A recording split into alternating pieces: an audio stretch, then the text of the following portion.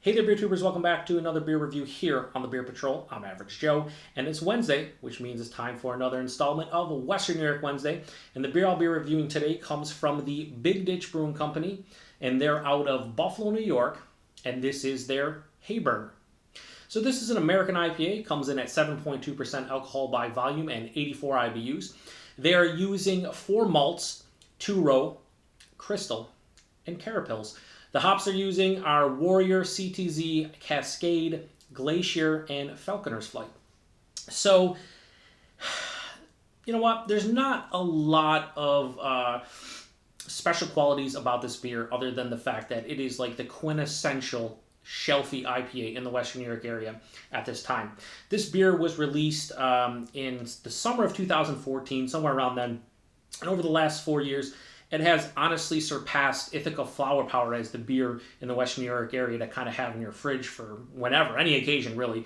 And, you know, I've had my fair share of cans of this beer and pints of it. So full disclosure, I've had this beer before, like I said, quite a few times. But I wanted to give it a proper review because, again, it's one of those beers that in this area, you know, people always have in their fridge. You can always find it relatively fresh pretty much anywhere you buy it. Just to prove a point, I bought this at a local Tops grocery store, and Tops pretty popular in the area along with Wegmans. And in their mix of 6-pack, $1.99 a can, or the 6-pack's like 6 for $10.99. And the freshness on this is April 5th of 2018. That's when this was canned, and today is April 25th of 2018, which makes this 20 days old. Less than 3 weeks old at a grocery store.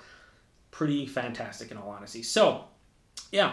One other thing about this beer, let's crack it open, give it a pour. One other thing about this beer is that it has undergone some recipe changes, I think. Batch variation runs wild with this beer, almost like it's Hulkamania in the 80s. It changes. The last time I had it, which was about 2.5, 3 months ago, super, super juicy, and I was eating pizza. It went perfect with it. So, yeah, I don't know. We'll see what this can has to offer, but more often than not, this beer is pretty good, and I thoroughly enjoy it. So let's give it a pour and see what we got going on. I don't know how well that's showing up on screen, but this is kind of pouring out like a New England style IPA. Here's the thing, though. They don't really classify it as that. It's just an American IPA. This beer came out before like the New England IPA kick really went wild. But yeah, so anyways, you can see a very, very hazy. Let me get the Big Ditch logo out of the way. Hashtag proper glassware, but fuck that hashtag. Yeah, so it pours out this really nice bright orange color. Definitely quite murky, haze for days, unclear for years, the whole nine. But again, not technically a New England style IPA, super unfiltered. It has about a finger of a off-white, creamy, almost like you want to sleep on it type of head. Very compact and tight bubbles. It just looks infinitely creamy. The looks, 2 thumbs up. The smell, let's get into it. Yeah, like I said, this is not even 3 weeks old, and beautiful aroma. They talk on the can about like melon and orange and pine, and guess what? They're right. They're not lying to you. Big, like honeydew melon vibe off the top of this one. Yeah, sweeter melon notes. Big, juicy orange, pithy orange. Almost like a blood orange mixed with like a Tangelo. Kind of just citrus all day, airy day. There's even a bit of grapefruit in here. So grapefruit, blood orange, Tangelo, melon, mostly honeydew. A little bit of like a melon rind too. It's not all sweetness. You can smell like it's going to have a nice little bitter kick to it. A touch of like an herbal note, almost like a tea-like note in there as well that kind of has old school vibes. For those of you out there that, you know, big into like older West Coast or even East Coast IPAs, you know, from 5, 10, 15 years ago, you get that almost like black herbal tea vibe. A little bit of that in here. Like I said, a little bit of pine. But yeah, mostly it's all about that, the citrus fruit, the tropical fruit. But it's not, like I said, overly sweet. It has a nice balance in the nose, and it actually smells damn good. So I'm quite parched, and I want to get into it, so that's what we're going to do. Cheers.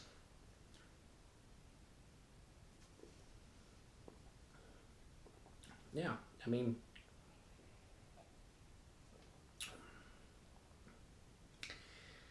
listen, this is not going to blow the doors off anybody out there. If you pass through the Western New York area at any point in the near future, pick up a can of this, pick up a 6-pack. I think a 6-pack's like $11.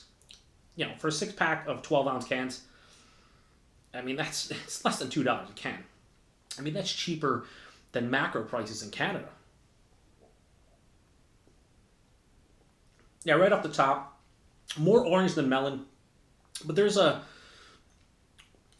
more orange than melon, and it has, again, a nice balance of the pithy, rindy, more bitter part of the orange with the juicier juice part of the orange. And then there's a little bit of melon that comes in like a semi-sweet honeydew that's almost not ripe yet. There is a little bit more of a substantial pine kick in this in the taste than it was in the aroma. A little bit of that herbal tea note, a little bit of like herbaceous. I don't want to say basil or thyme, but just like maybe it's like a dankness, maybe like a tomato stocky or like a grassy vibe to it. This isn't all about the juice component. There's a lot going on in here that kind of, you know, play well with one another. Mouthfeel, medium bodied. It is slightly soft. Not really creamy or anything, but it has almost a New England style mouthfeel to it, but not quite approaching that level. But definitely a better mouthfeel than like a standard IPA. Softer carbonation, very easy to put down. In fact, I'm going to pour a little bit more in because, like I said, I want to get into this one. But yeah, so, I mean, again, for a shelf IPA, this is a great beer. As an overall enjoyment beer, it's damn solid. So yeah, body, medium, mouthfeel, slightly soft, lower carbonation, pretty much a nice balance of sweeter, juicier oranges and pithy, rindy oranges, a bit of a underdeveloped or unripened honeydew character, pine herbal tea, and a little bit of like herbaceous grassiness. Pretty much all that's going on in here. None of it is big though. No one character is like punching the other one in the face and saying get out of the way. There's a nice harmony to this beer, and that's why I think it sells so well.